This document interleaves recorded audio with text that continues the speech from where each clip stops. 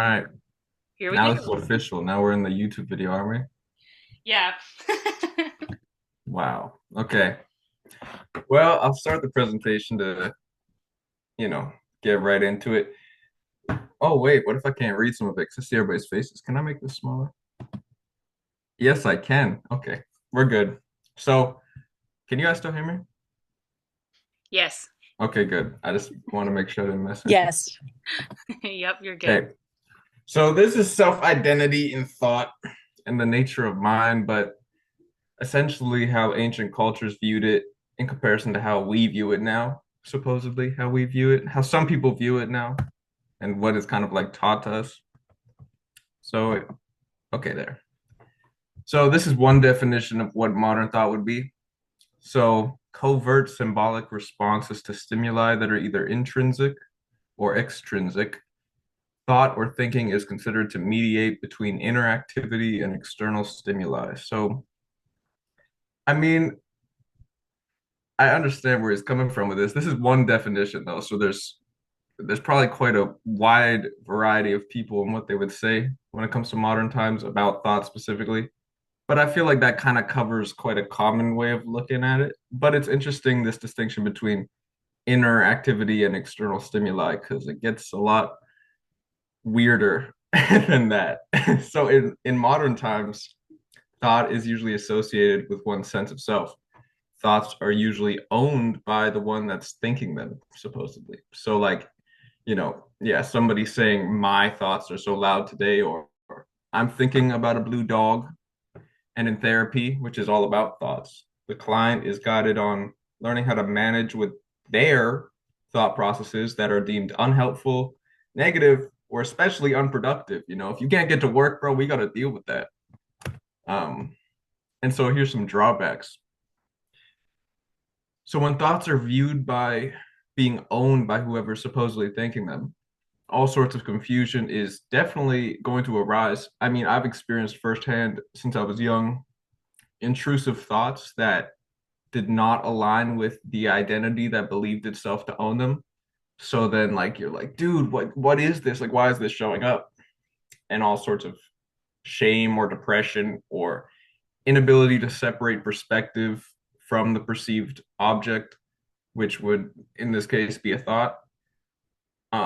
A blind belief in personal identity. So we're gonna get really into that one later. There's also a common perspective of regarding negative thoughts as something that shouldn't be there, like we said earlier, leading to mass repression, which creates all sorts of shit for us to enjoy, as you can see when you look at the side here. So, if anything is known about human conflict, it almost always boils down to some form of personal identity feeling threatened, and in turn, feeling the need to defend itself. So, I mean, this is an example. The guy at the bus stop associates his sense of self with knowing that his football team is the best, or religious affiliation or political affiliation, not yours. So there's bickering, possibly fighting, and sometimes in America, a shootout. Like you can see here. Lots of people are very upset because what they think is not what other people think, supposedly, if there are people thinking at all. We'll get into that. So yeah, let's just shoot everybody because they don't agree with us. It works for wars pretty well. Is this the next one? Yeah, okay. So now we're gonna get confronting probably. But like, see, I think if you're going down whatever a spiritual path supposedly is, you're gonna have to confront this eventually. Um, Also, I should say, I was planning to say this before we started, that it's like anybody who's teaching anything, whatever they're trying to tell you, they're only ever pointing to something with their words, and what they're pointing at is not actually what they're saying. But we get lost on the finger that's pointing and not looking at what they're actually saying. So kind of, I mean, that applies to literally every person who's ever tried to talk about something that gets a little transcendental because like we're creating symbolic representations of it. So we're gonna go into that more. There's lots of teasers. So identity and thought within spiritual communities. Have you ever noticed that a pattern similar to this have since having life shake awareness of more than the physical realm into the perspective deemed you. An idea of being awake while others are asleep, having some form of value judgment attached to these concepts, creating a mental hierarchy where those that are awake are more important, valuable, or worthwhile, while those who are asleep or unconscious are less important, looked down upon, likened to an idiot, or extremely annoying. Have you found a pattern of identifying as an empath, spiritual person, bringing in the new world, someone here to change the frequency of the planet, or maybe a psychic, enlightened being, or a channeler? Is there a feeling of agitation at others for being unaware or stupid? Here, there are many mental concepts being thrown around that are quite powerful in their held belief in communities which supposedly claim to see beyond concepts. Um, so I should include this part at the beginning. It's not wrong to identify with labels, by the way. I feel like it might come off where it's like, no, you can't identify as anything. But like, man, you're in a body and you're going to form an identity because that's how you interface with the world. But it's good to be able to see when you're doing it and when you're not doing it. Oh, chat. Oh, damn, it just oh shit. Are you guys seeing like how do I get back to where I was? I accidentally No, we opened the can't see what you're doing. oh okay. That's That good is because so I cute. went back onto the call to see what the chat was. You can like you can have the chat open and like put it off to the side. Usually is what happens when I do it, so I can like keep an eye on what's going on the chat. Can you see it at the same time, or is it? No, not wait, chat settings. Okay, you know what? We're just gonna it doesn't matter. If I see it, I'll just click on it fast to go back. So if anybody has things to add, like just type them in the chat and then I'll try to respond to them hopefully. So the spiritual lens is definitely one of the subtlest, which isn't subtle once you see it, but one of the subtlest and most enjoyable places for the ego to hide in because it can feel completely aware while also believing in a concept and not seeing anything past its own concepts. And then it can also create another distinction between itself and other people and look at them as lesser or like they're wrong. And dude, does the ego love that shit? Because that's the sustenance of the ego. It needs to be separate. Because if it just dissolved into unity, where would it be? So this is how it perpetuates its life cycle, essentially. Um, so what I wrote here was now it can feel aware by naming itself such while blocking conscious awareness of presence behind the ego in the cloak of conceptual spirituality. This is one of the great tricks of the spiritual path. And if it's seen that this is occurring and you feel shame about it, don't worry. This is a necessary refinement of the archetype. There's really no getting around it. Um, if this is something that's happening for you, which is pretty common. If you don't see yourself as doing this at all and have never considered it before, well, maybe it's not, but it's quite likely that if it's felt you're someone who is spiritual in any capacity and believe in that label, it's happening. So that's a pretty simple way of telling. Do you feel that you're spiritual? Do you think that you're aware? Because if you think anything about yourself, that's just a concept.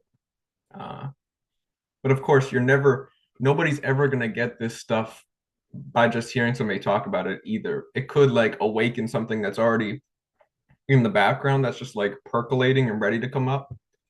But that's really all you could get from somebody else. The rest of this shit, I mean, it's gonna come from you, but not the you that you think you are. So spirituality and all other buzzwords are conceptual frameworks to understand something beyond framework itself. That's the paradox, right? So that's the game. Perspectives are going to be challenged to see beyond concepts through the most subtle means, and that's actually pretty helpful. Uh, yeah, and then this disclaimer down here is good. It's the game, bro. So now let's get into the ancient cultures because we kind of covered a little bit the modern viewpoint, but there's so much to talk about here that is like we don't have infinite time. Do we? Not now. Who knows? How the ancients in some cultures currently view thought. So You can get hypnotized by this little video or whatever in the corner if you want. Oh, we got the chat. Let me look at this. Yeah, yeah, yeah. It is just a big theater. But damn, is it real when you're in it? You know what I mean? Because it's like it's not real, but it is real when you're in it. So we have to work with both, right? Uh, Thoughts are channeled energies slash energetic entities. So this is getting into the ancient culture view and how people view it now to some extent, depending on the person. So the presence behind the sense of self, which would be behind your identity, is the same space that allows thought, identity, life itself to form. Literally everything, the presence that's behind your sense of self. See, this is one framework of looking at it, and these are just concepts. So, like, what it actually is, you wouldn't be able to say it, but doesn't make very good of a presentation. In their truest essence, all things spring out from pure awareness, which you are in the macrocosm, right? Everything is. In the human sense, all thought forces and energies are arising out of your individuated awareness, which is the microcosm. So we could say, like, actually, I'll save that for later. We're going to get into that. The human is the microcosm of the whole, as above, so below. You've probably heard that. Every thought, every action is a channeled energy coming through that particular funnel that is felt to be yours, being identified with as you. So you could look at it as like just an ocean, and the ocean funnels down with a bunch of different holes, but they're all coming out of the same ocean. They're funneling down, and then as they funnel down, they may split off into more things, kind of like a root system. And every root is still connected to that same starting point. And you could say literally is that starting point, but it differentiates itself to some extent. So it's like consciousness becomes entwined with specific um, sections of itself. So then it can experience the perspective of not everything all the time. And yet at the same time, it is doing that. I hope that's clear. See, I don't know. Okay, so let's get into the some cultures now. And really, we're only really getting into Greek, but you'll get the point when we explain the Greek ones. So this fucking chiseled motherfucker over here, oiled up. This is Dionysus. And you could say he's a daemon, but really he was more like he's a god. But so they're not demons, as the Christianized version became, which is what demons actually came from, the word daemons. Daemons is just energetic spirits. Gods and goddesses are also energetic entities, but they're kind of like the wider versions. So it's like,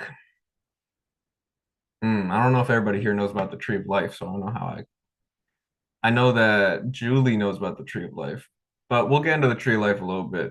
I think it's on one of these slides. But so essentially the gods are like a major force, and then the daemons are kind of like the middleman between uh like it's like the god's the ruler, and then they have all these little pupils, you could say, or like helpers that then help their will in the world or something like that, sort of.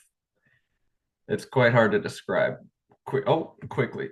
And so they're energetic entities who were worshipped by the Greeks, which represent essentially all observed human behavior and the behavior of nature. So here's an example. Dionysus is the god of ecstasy, intoxication, and the urge to go beyond limits. And so these energies can be as broad as love, beauty, or as specific as social anxiety and self-isolation.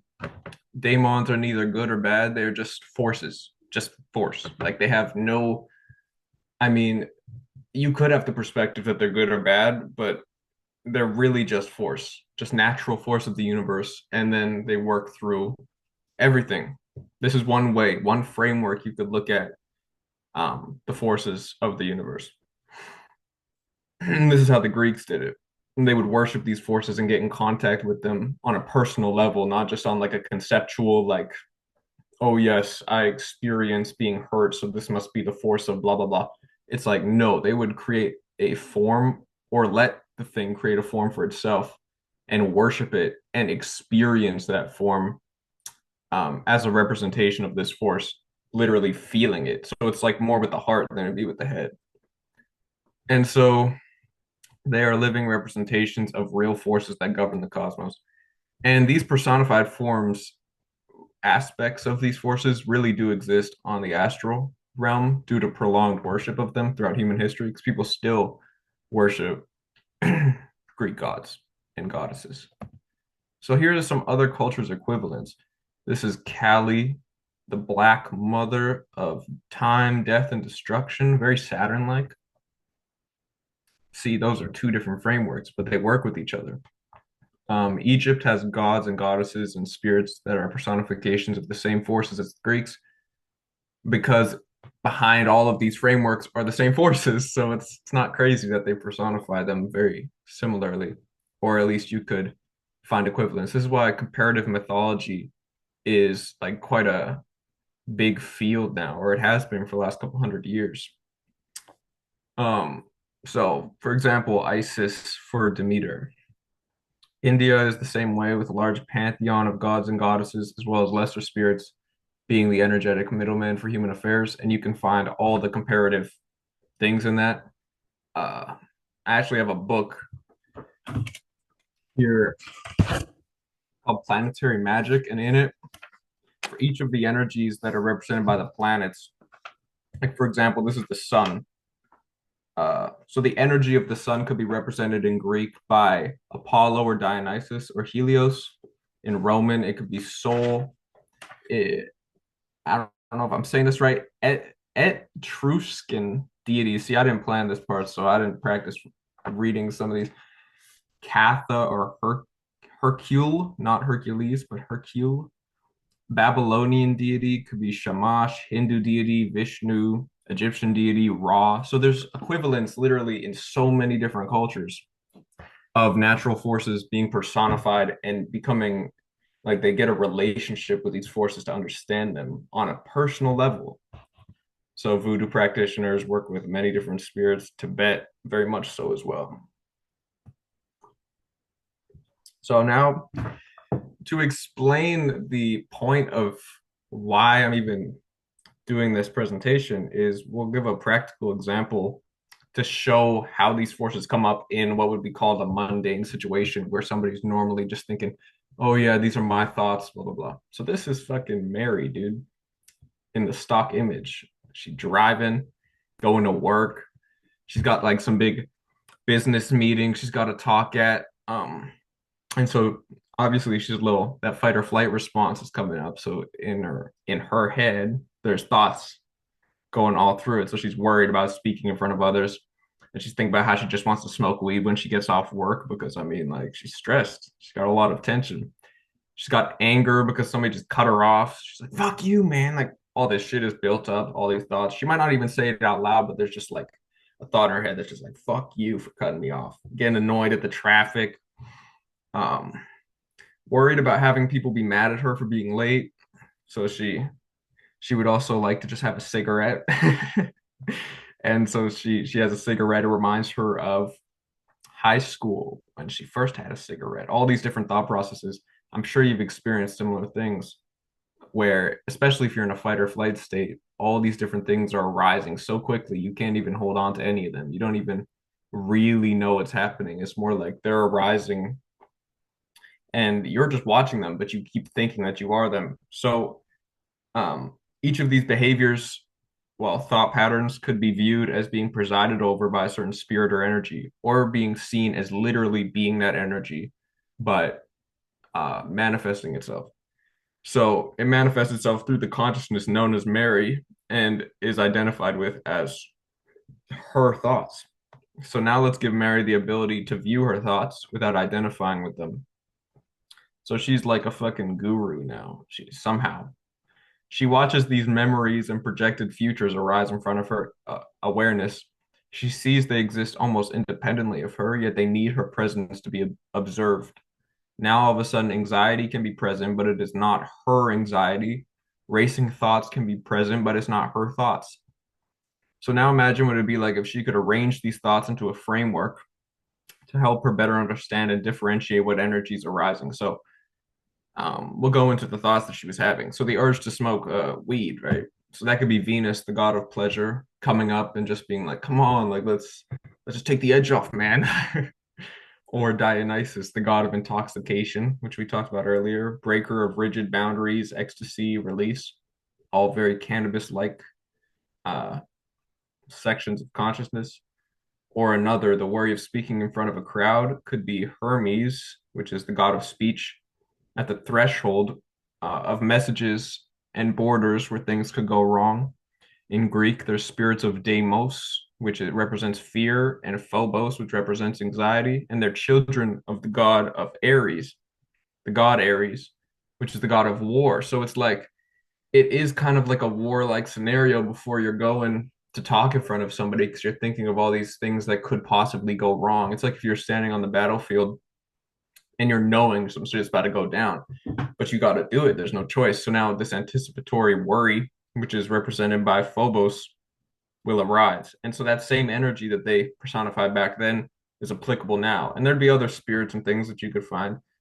Um, so Deimos, no wait, Deimos was anticipatory worry and Phobos is momentary anxiety uprising. So now with this information or with this framework, what could she do with it? Which is interesting. Well, she could see that she is not what is arising, but the one watching, and that there are many forces working through her incarnation, allowing the play of manifestation to take place.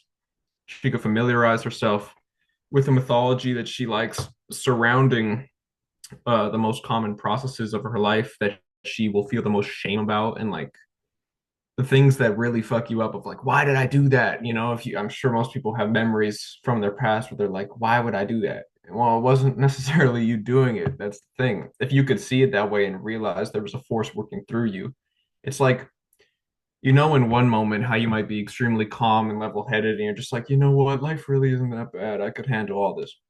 And then you start to get like extremely aggravated at something or mad, and then all of a sudden you're swearing at somebody.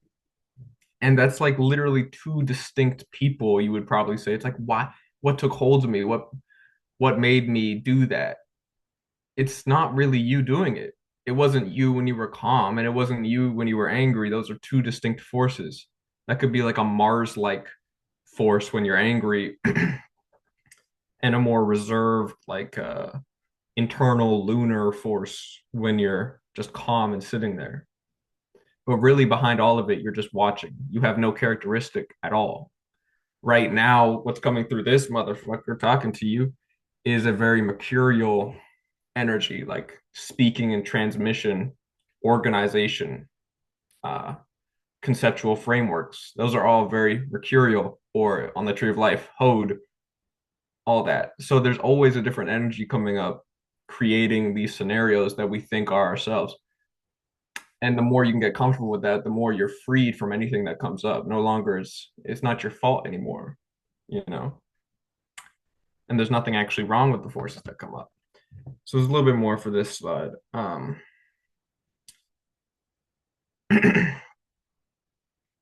So yeah, fear of public speaking on one level is the fear of being seen and the fear of being outcasted. On some level, we intuitively know the value of our words, especially when we're speaking in front of others.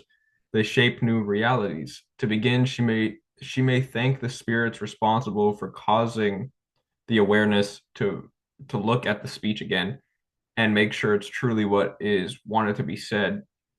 And she could invoke the energy of Apollo, which is the ruler of harmony, right speech, clarity, and truth, through a repetition of the speech, which I'm sure we've all done this um, just like intuitively. Like when I was practicing doing this, I went through it a couple times just to make sure like I knew what was going to come up.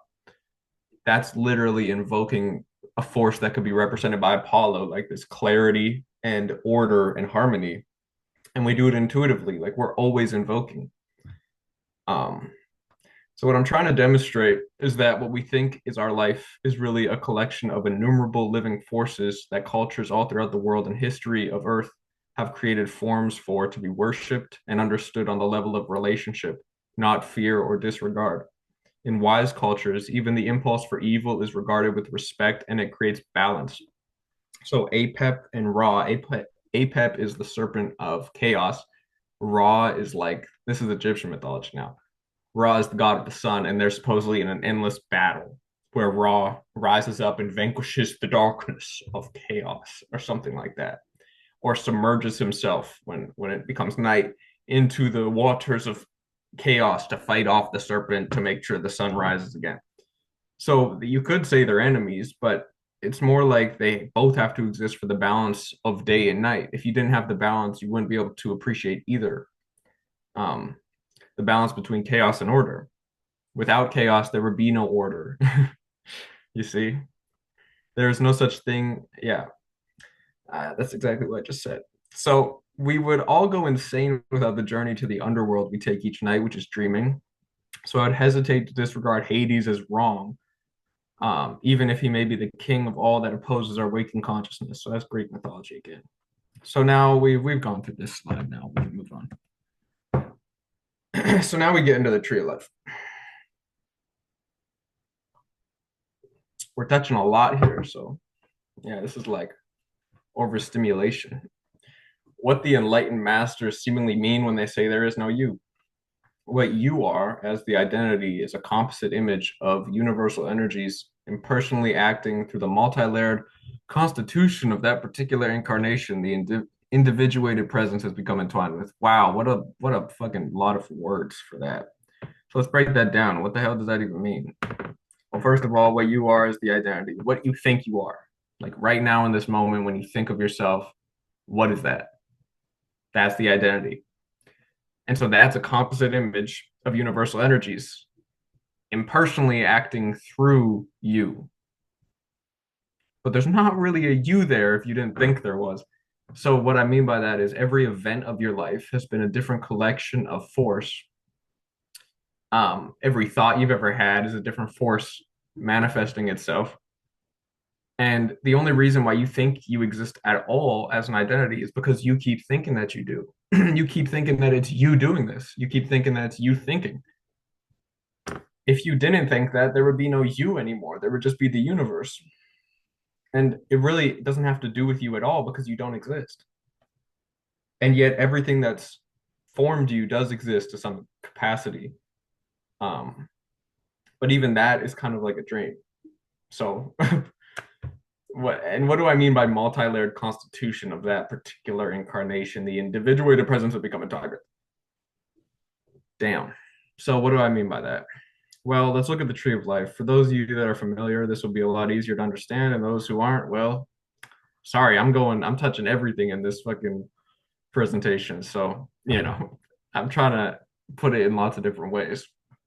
So down here is Malkuth. This is the sphere of physical manifestation. It starts up here. This is like the awareness that you just are without any form at all. This is like where the universe starts. It really starts up here, but there's too much to explain. So Kether will just say it starts there. It's just an awareness, you could say, of I am. That's what Kether translates to, supposedly in English, is I am. So when there's just that awareness without any form, there's not even words to describe it, just awareness. And that trickles down the tree and eventually lands in physical manifestation after it goes to all these different characteristics. And so this is your physical body. This is like your physical life, if you really have one at all. And up here is the astral realm. It's represented by the moon, Yesod, if I'm saying that right. And so that may be, your more subtle body, the one that carries all the emotions. And I personally associate the astral realm with thoughts as well, because, well, if you pay attention to thoughts, you can't see them in front of you. But if you fall into the astral realm and you think of something, you will see it in front of you. So that seems to be where the realm of where thoughts really exist. And then you channel that in your physical manifestation. Up here is Tifareth, which is represented by the sun. This is, you could say, your higher self or your soul. Not really in form, but is the determining factor of what goes on down here and what goes on down here.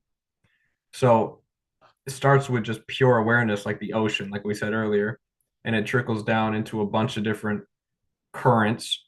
And eventually there's you land on one individuated presence, which becomes the soul. The soul is aware that it is really just pure awareness, but it chooses to focus on something. And so it focuses itself into an astral form, and then the astral form focuses itself into physical manifestation. Um, and so that's what I mean by the multi-layer constitution. Wow, that was a long explanation. Fuck. Uh, the identity is essentially non-existent, but believes in itself, so it is. This shit makes no logical sense to the formed identity because its existence depends on its own formation of logic systems, though it really isn't even creating that, only latching on to organization styles of consciousness that already exist, believing it to be its own. All things already exist, slash, all modes of consciousness. They unfold through the play of form, but they have always been there. The tree is already contained within the seed. Um, so this is the substance of identity, a complete illusion of identification built on conceptual frameworks of energy that is universal in its application. And so what do I also mean by the trees already contained within the seed? Because like these are all just like mystical sayings, catchphrases maybe.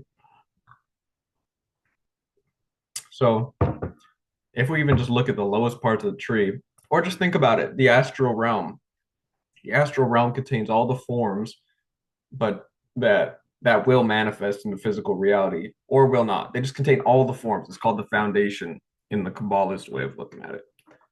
And so literally everything that will ever manifest or could manifest already exists.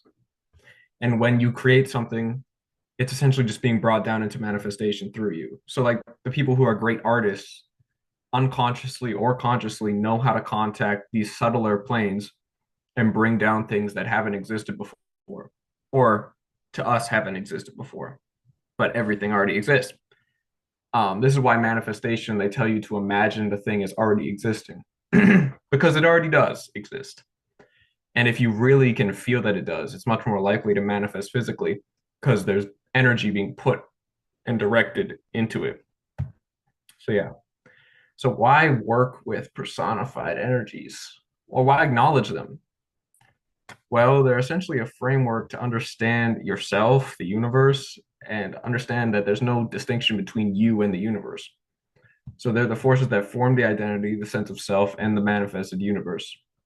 All of these frameworks do very similar things. They represent the natural forces of the universe and how they work through nature.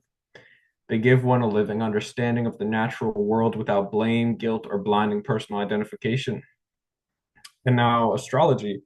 Astrology is also one of the frameworks you can use to understand the constitution of energies at play in your incarnation. Instead of the goddess Venus being your, more like her urge to express art in beautiful ways through the incarnated, it becomes the planet Venus. Both frameworks achieve the same goal, an awareness and communication with the energy working through the sense of self. And so this is why people can use more than just uh, one framework. Like this is why you don't have to use just tropical astrology or just sidereal astrology or just Vedic astrology. It's all just frameworks. I mean, like some might be based on the sky, and if that's the framework you want to use, then that's cool. But you actually don't have to, as long as you know that what you're doing is creating a framework between yourself and forces. That's all that you really got to do. You could use essentially anything. You can create your own mythology and name these forces the things that you feel drawn to naming them. You don't actually need to even have one that already exists. If that's what you're drawn to doing. So here's an aside. We're about to get into, you know, all the shit you've probably heard before. But I'm going to try to demystify it if I can. Um, so I'm sure you've heard of the Trinity before. I'm trying to connect multiple different trinities to show you that they're really just trying to say the same thing in different ways.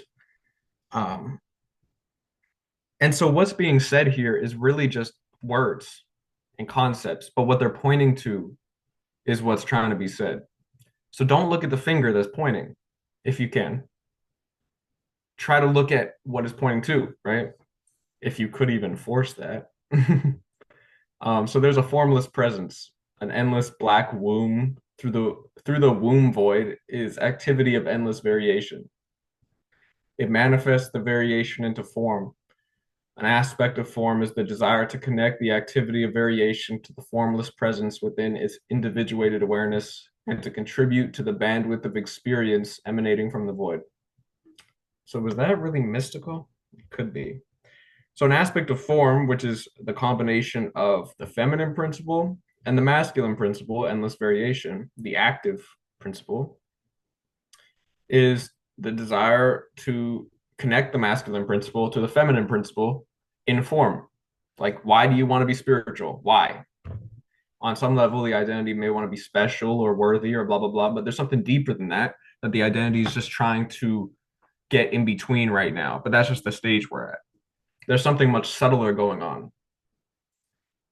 And that's seemingly just this innate desire within every form to connect masculine and feminine. And seemingly, when it unites, something very special happens. Maybe. Who knows? You got to do it yourself. Do you? uh, and to contribute to the bandwidth of experience emanating from the void. So, like, you exist in a, well, you think that you exist in a form that's separate from everything because this is the game. It would be very boring for manifestation if there's only one form, right? So there, we want to contribute to the bandwidth of experience by being our own unique manifestation, even choosing to pretend to be an identity and forget, even though we haven't really forgotten. So this is why there's evolution from simple life forms to forms that can comprehend themselves in greater and greater degrees.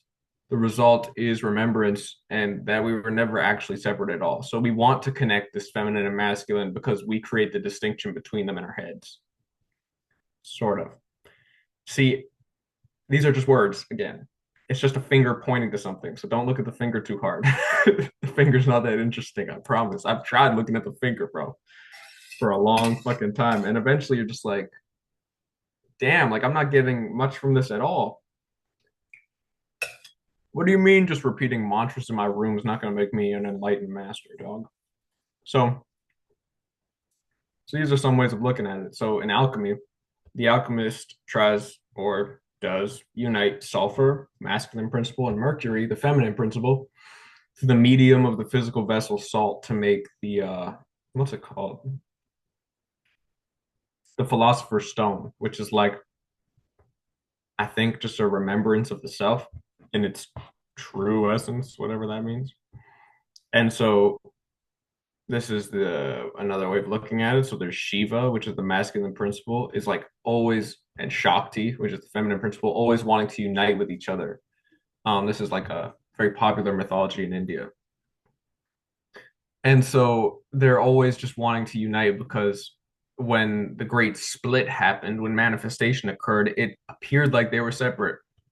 And so when they unite or remember that they always were, they create a third right here where they're together.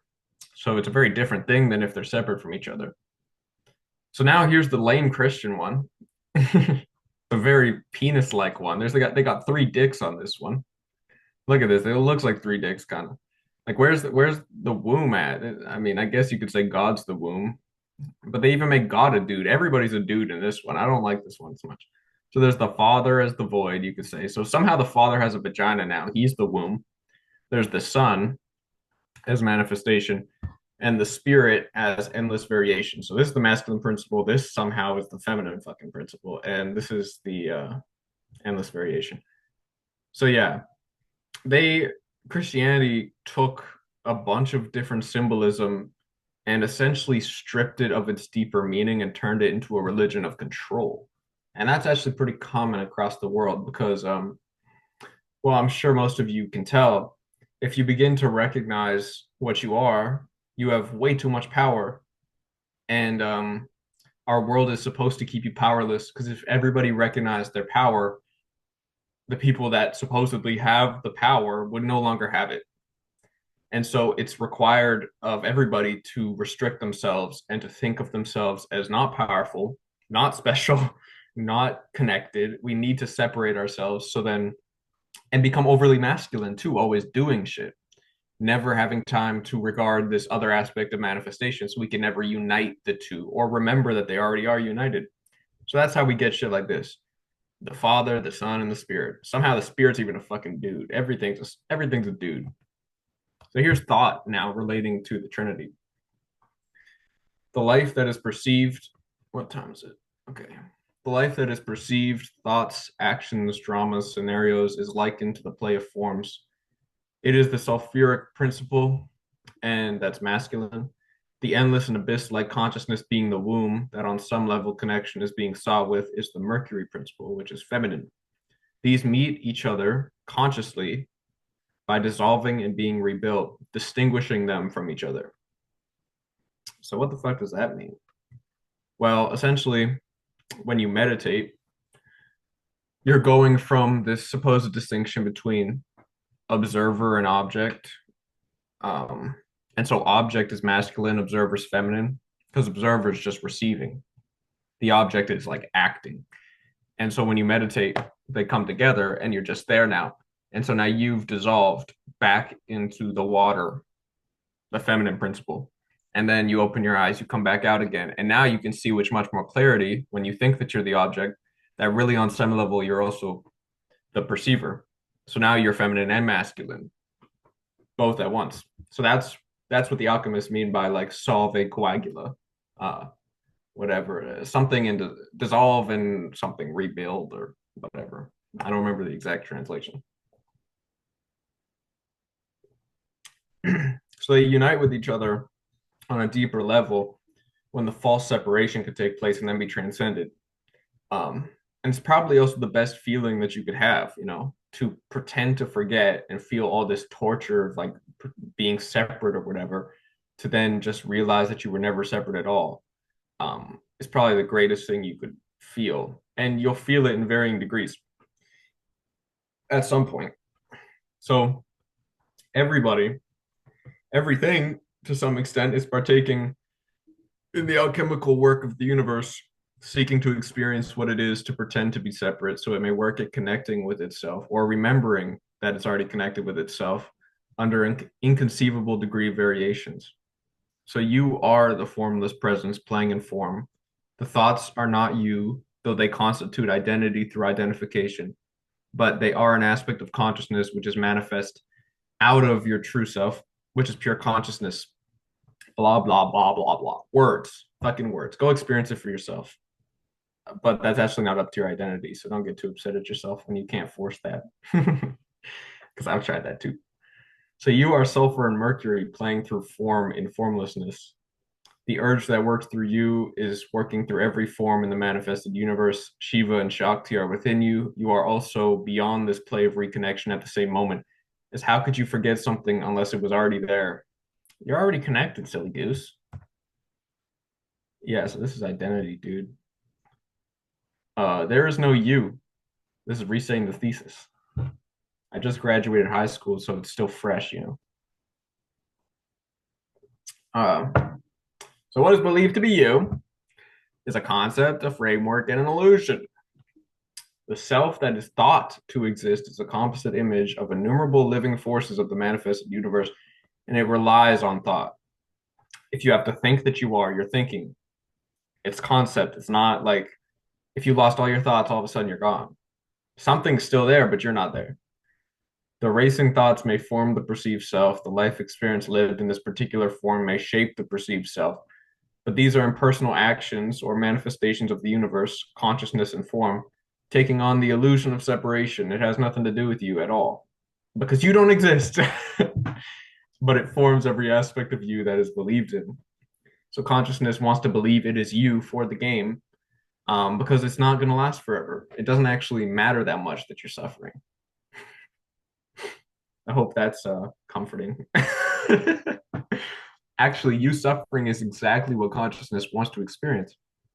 Um, the feeling of thinking like, no, this is wrong. This shouldn't be happening. That's exactly what consciousness wants to experience through you. Well, through what you think is you.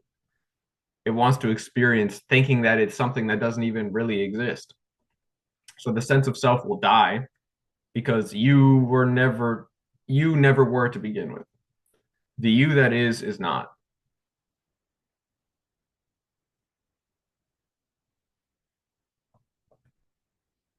So here's a little reminder here because I've found, at least in what I perceive to be my experience, there's so much pressure to try to be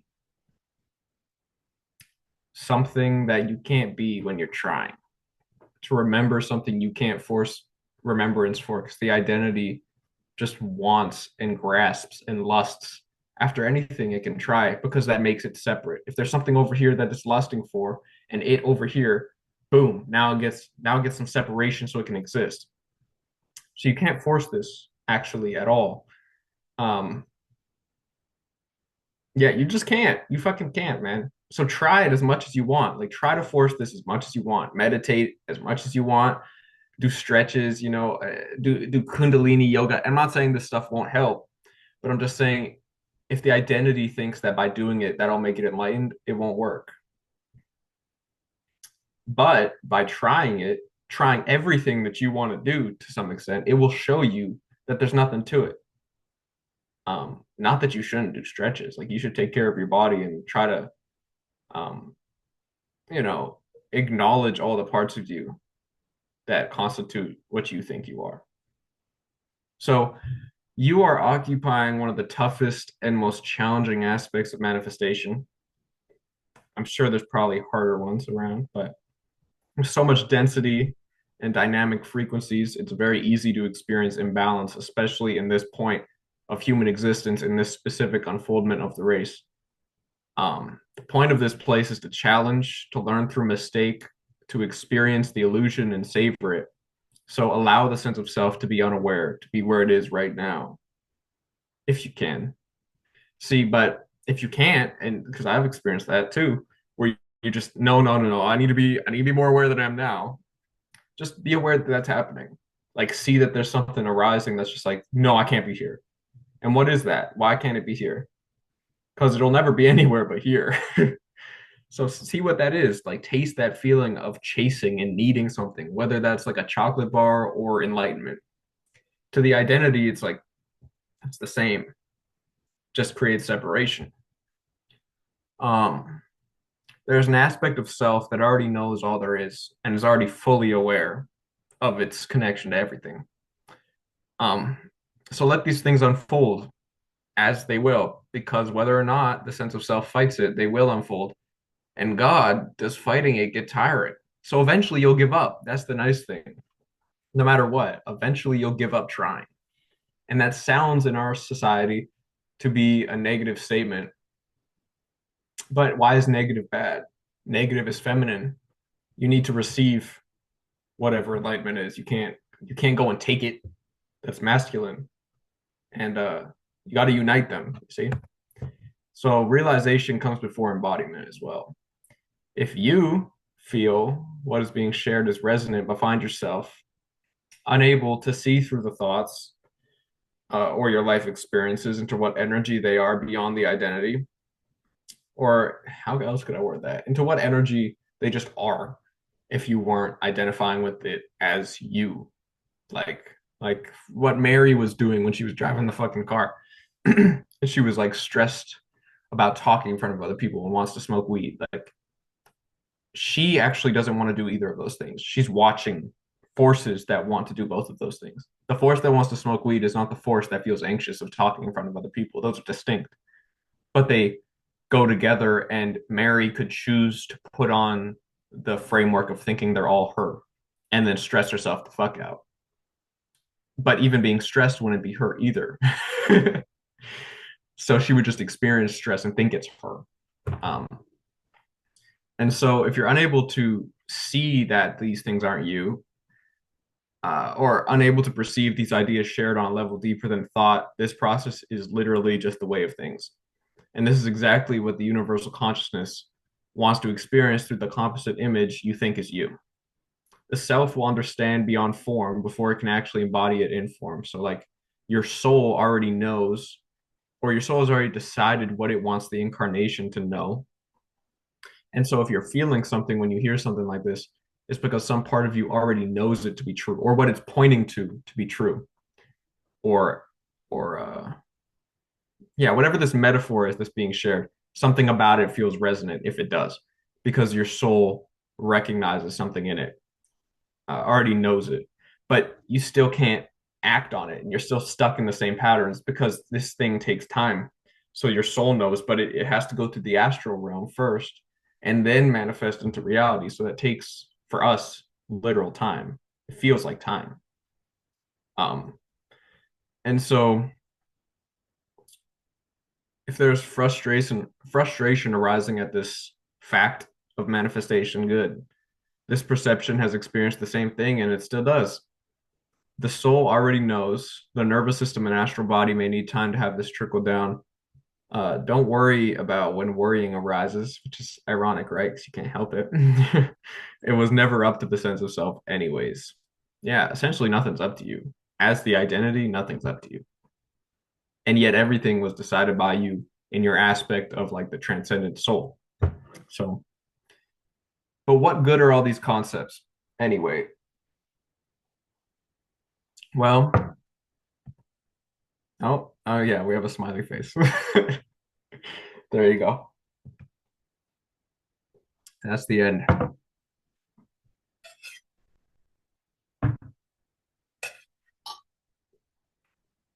That is all. Well, if anybody has anything they'd like to share, we could do that now. Just How gonna do I get? open the floor up for some questions, maybe. It was a lot of information. Yeah, man, it's like, yeah, it's a little overstimulating, I realized. I would say, not to like call you out in front of everybody who's watching this, but like, I don't. can't hear you, man. You're You can't hear me? now I can, now I can. Oh, that's weird. I don't, not to call you out in front of everybody, but don't diminish yourself while you're presenting.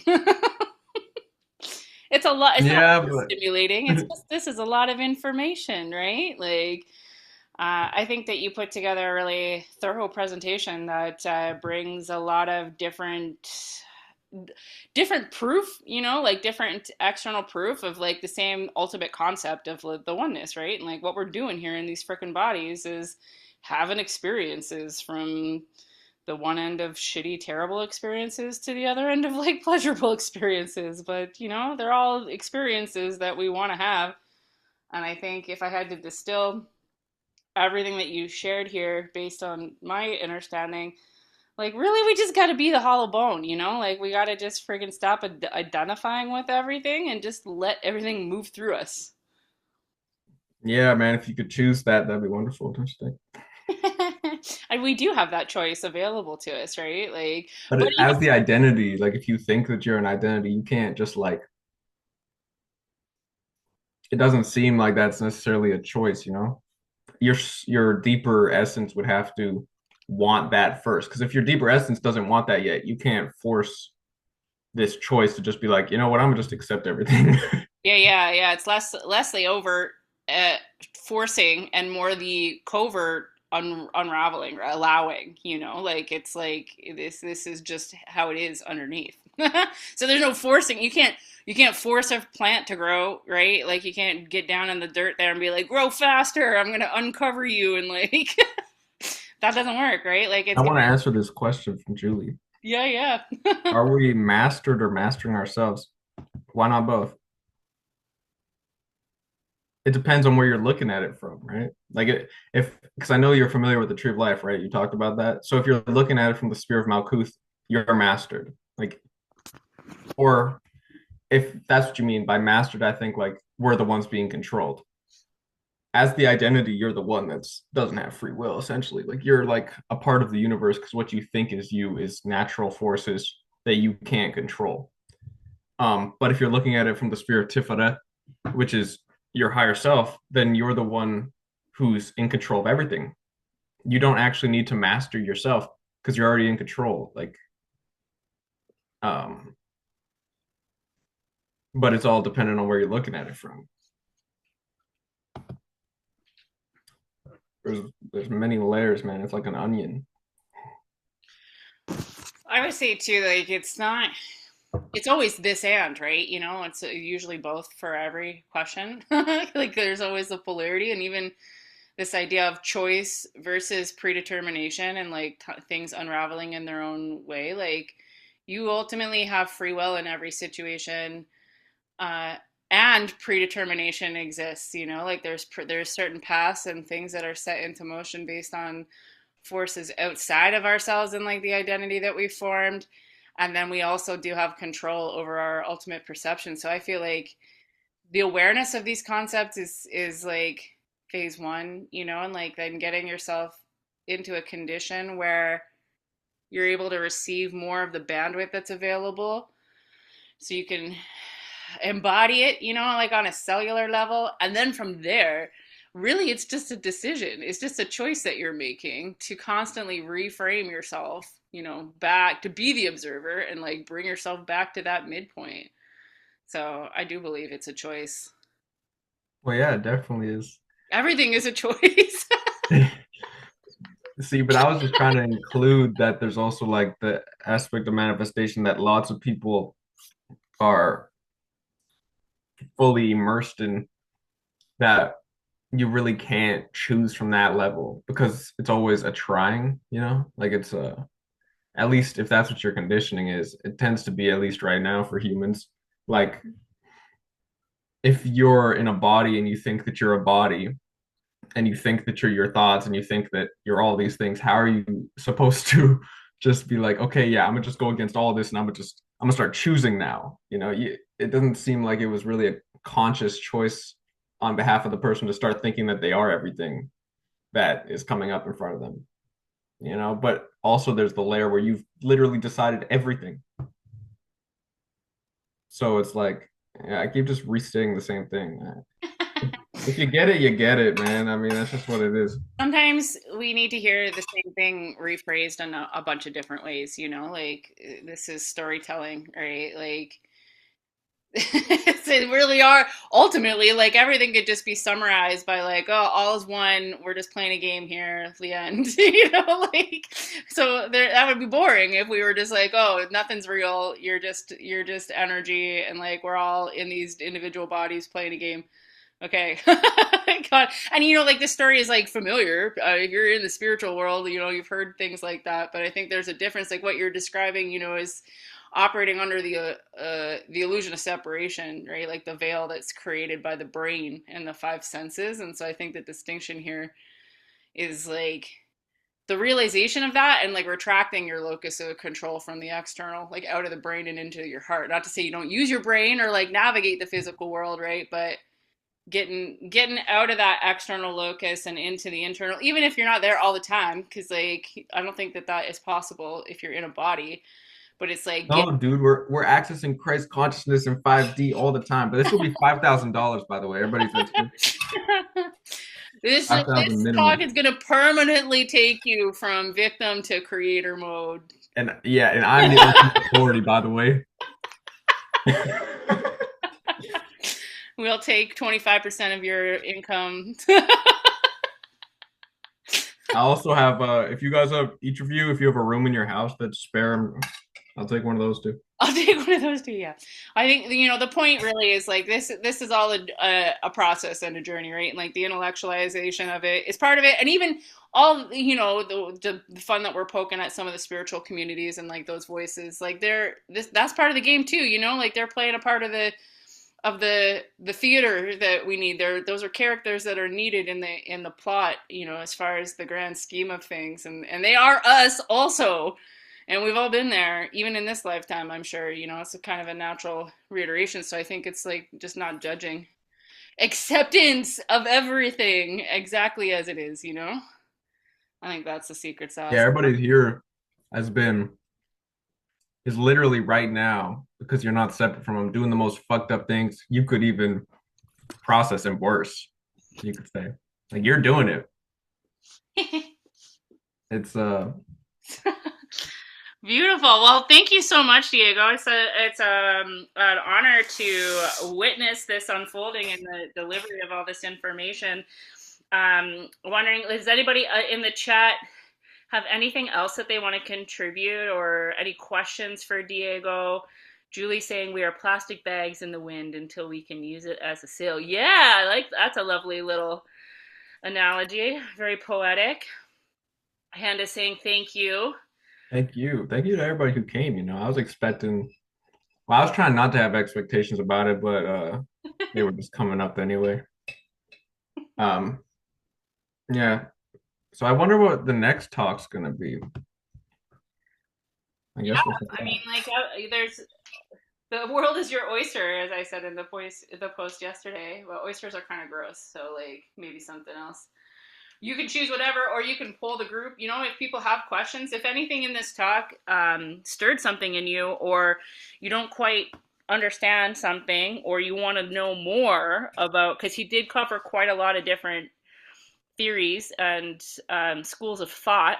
So if there's anything that was touched on in this presentation that you want Diego to go deeper into, you can either reach out to him. I'm just volunteering your DMs. I'm sorry, I didn't clarify. Yeah. That's what I'm saying, and I'm like, Yeah, here's his me. address. If you guys want, you can show up. You can DM me, or you can post it in the group, and we'll go from there. So I think that's about it. Do you have any closing remarks, Diego? I'm gonna break the fourth wall and talk to YouTube again. That's all.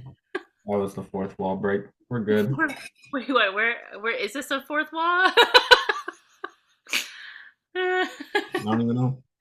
All right. Well, I think that's the end then, eh? Yeah, Okay. pretty extravagant. All right. Thank you so much. It was lovely. I appreciate you. I appreciate everybody on the call and anybody who's watching this on the replay. And we'll see you in the server. Bye. Bye.